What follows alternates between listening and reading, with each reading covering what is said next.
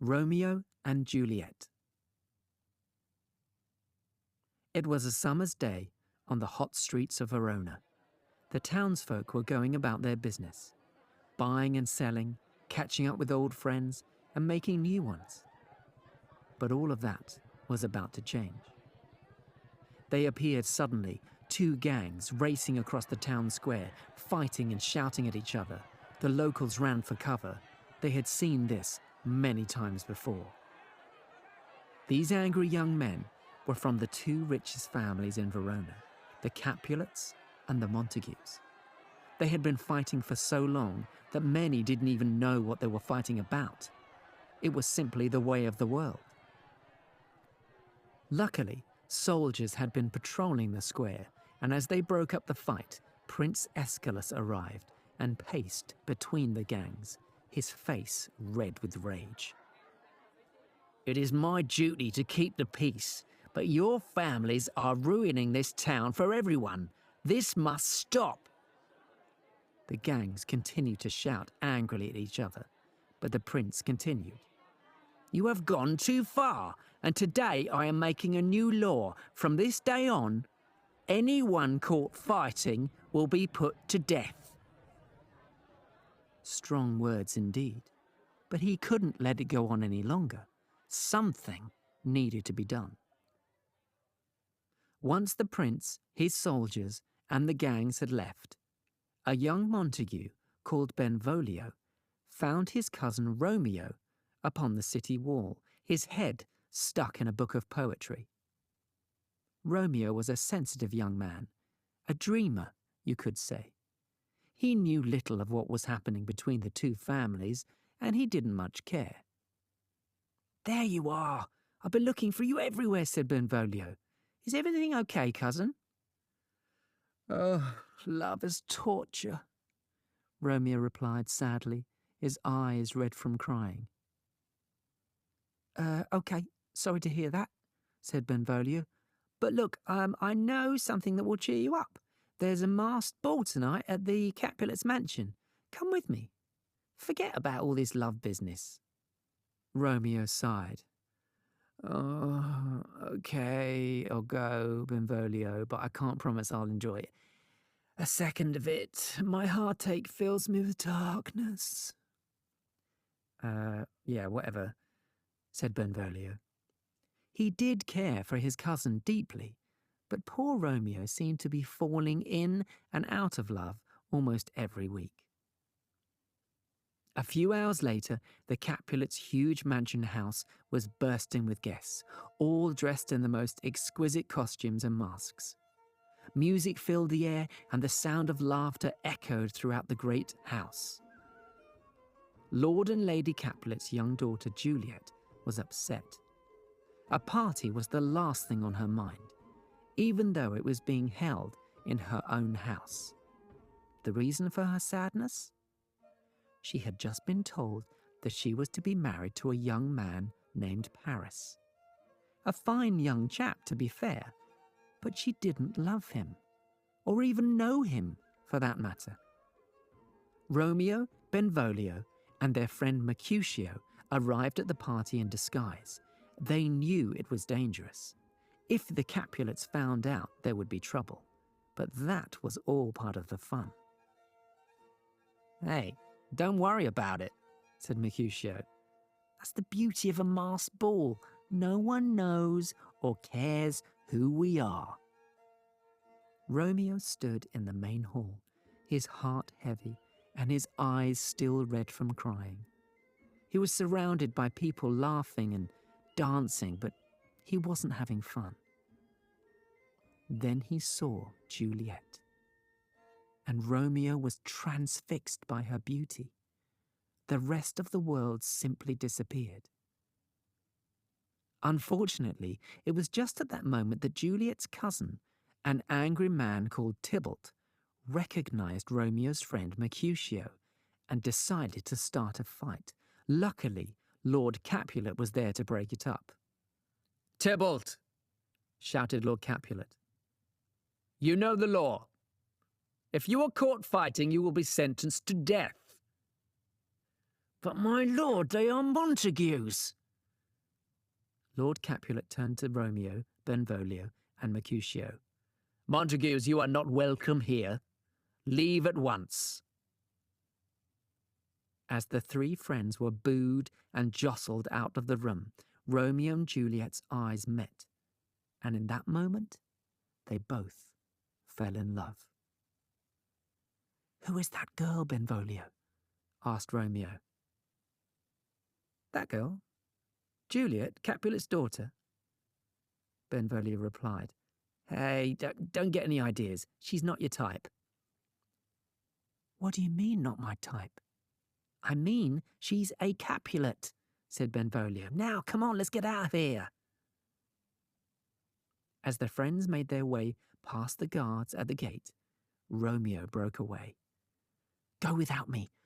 I need to see sweet Juliet once more. Romeo crept through the trees and bushes around to the back of the Capulet's house. He spied her there on a balcony, staring out into the night sky. Her natural beauty took his breath away. So this is true love, thought Romeo. Then he called out to her. Sweet Juliet! I love you! Juliet peered down into the garden. She recognized Romeo at once and smiled. Who are you, boy? A common thief coming to steal, she called down. I am Romeo Montague, and yes, I have come to steal. Your heart. I love you, Juliet. Shh, my nurse will hear us, foolish boy, said Juliet, blushing. You don't even know me. I know my heart, said Romeo, clambering up the creeping vines that led to Juliet's balcony. And my heart tells me that we should be together. Juliet's heart was telling her the same thing. But you are a Montague, and I am a Capulet. What of it? These are merely names. What do they mean? Said Romeo, clinging to a large vine, now only feet away from Juliet. I am in love with you, fair Juliet, and if you feel the same way, then should we not follow the path that love has laid out for us? Juliet tried to think straight, but her mind and her heart were racing. I do love you, Romeo, but I am to marry a boy named Paris. My parents wish it. No, said Romeo. Marry me instead. Juliet bit her lip and stared into Romeo's dark eyes. She thought for a moment. She wanted to be sure.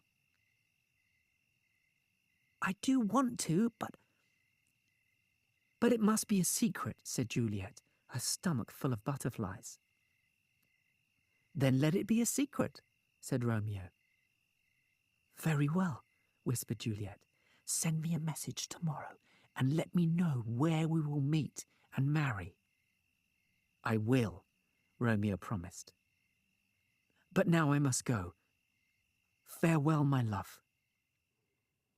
Romeo couldn't sleep, thinking of Juliet. In the morning he woke early and visited Friar Lawrence, a wise man of the church, and told him of his plan to marry Lord Capulet's daughter. Said Friar Lawrence. Perhaps this act of love and faith will bring your two families together.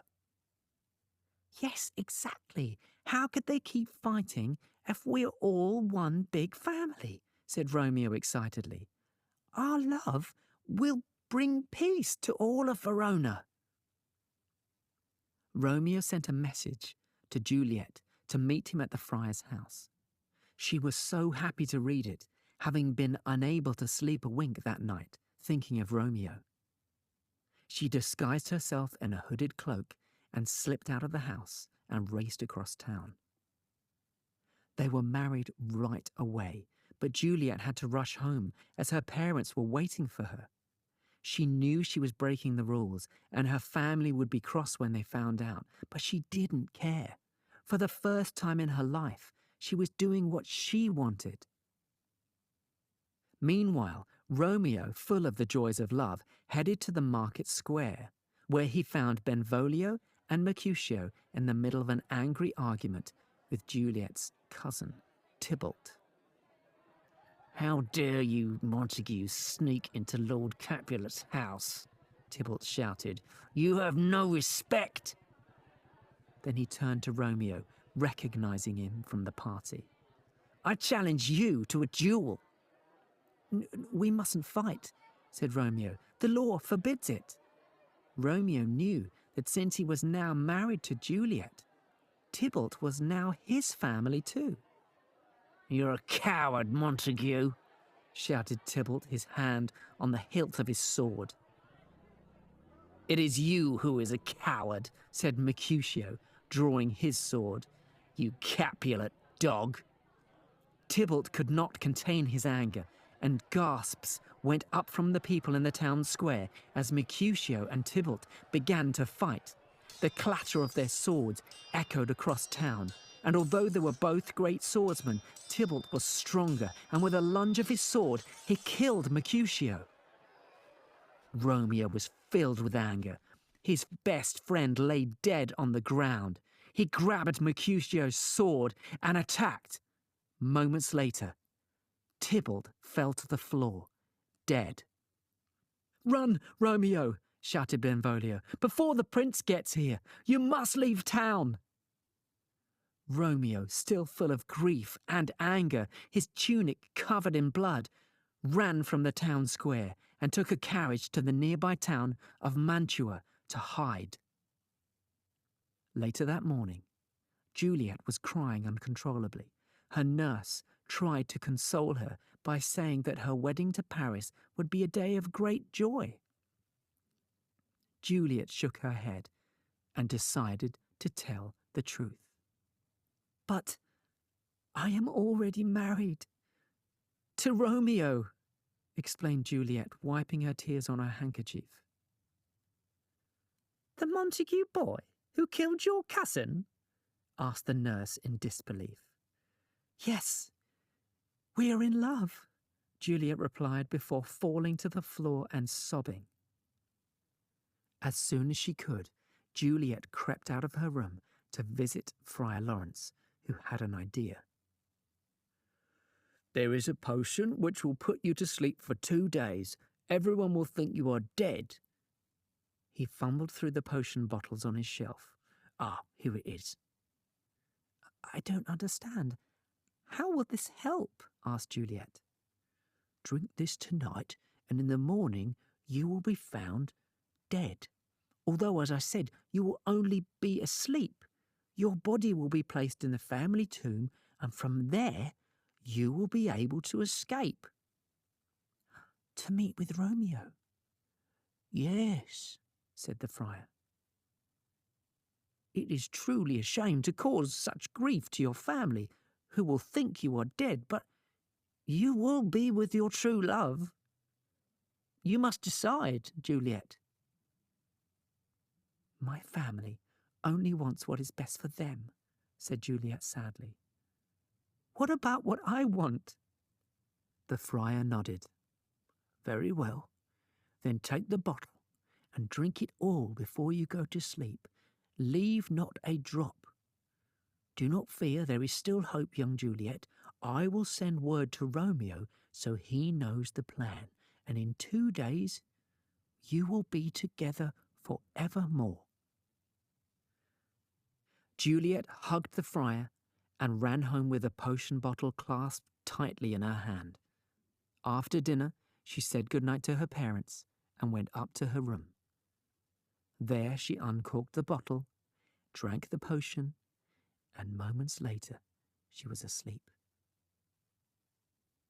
The next morning the nurse found Juliet's cold, dead body and screamed so loud that it woke the whole house. Lady Capulet held Juliet in her arms and wept, while Lord Capulet paced the floor with tears in his eyes. "There will be no wedding," he declared sadly. "We must prepare for a funeral instead. Take my daughter's body to the family tomb." And so Juliet, who, if you remember, was only sleeping and not dead at all, was laid on the stone slab in the Capulet's family tomb, where past members of her family had been buried. If you remember, the friar said he would send a message to Romeo explaining the plan that Juliet would take the sleeping potion and pretend to be dead. But I am afraid to say that the message was never sent. Bad news travels fast, and Romeo, all alone in Mantua, soon found out that his true love, Juliet, was dead. Weeping at the death of his beloved, Romeo set off for the tomb to see her one last time. He took with him a bottle of poison and little else as he boarded the coach from Mantua to Verona. On arriving, he met a young Capulet man standing guard. It was Paris, the man who was supposed to marry Juliet. "Step aside, Paris," said Romeo, taking a dagger from his belt. "I do not wish to hurt you." "Murderer," shouted Paris, drawing his sword. "You killed Tybalt, and now you will die." "I will die today, but not by your sword," replied Romeo. "Now let me pass." "Never!" shouted Paris. He thrust his sword at Romeo's chest, but Romeo was too quick and stepped away, stabbing Paris in the side. Romeo didn't look back as Paris crumpled to the ground. Romeo tucked the knife back into his belt and walked into the tomb.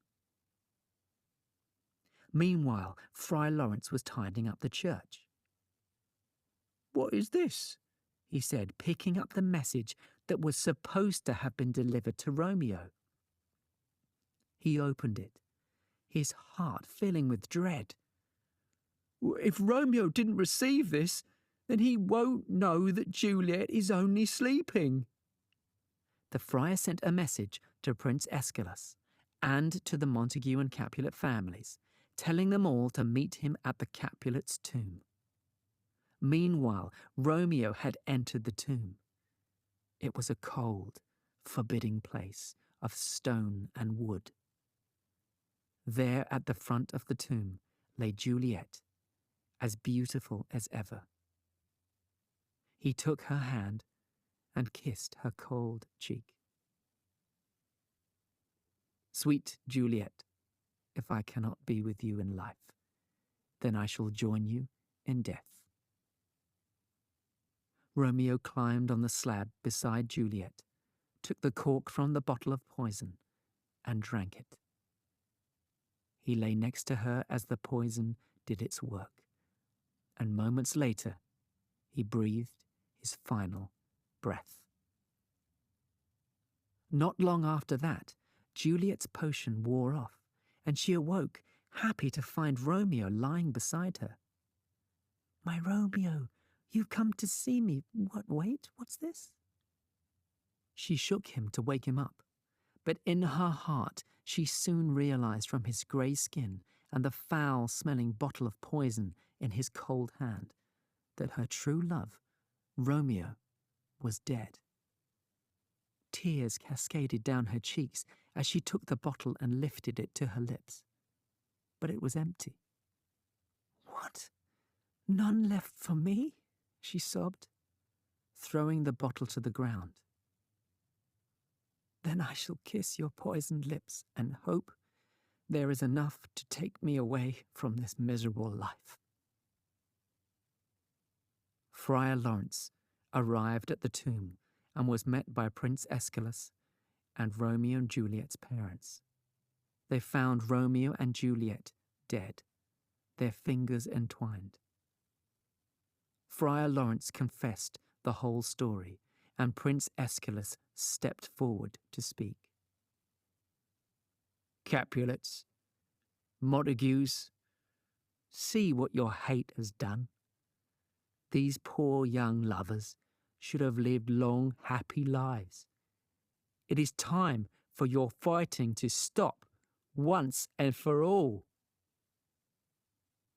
both families agreed to put aside their quarrels. From that day on, no one could ever forget the sad story that had brought peace to Verona. Romeo and Juliet were buried side by side, together at last. The end.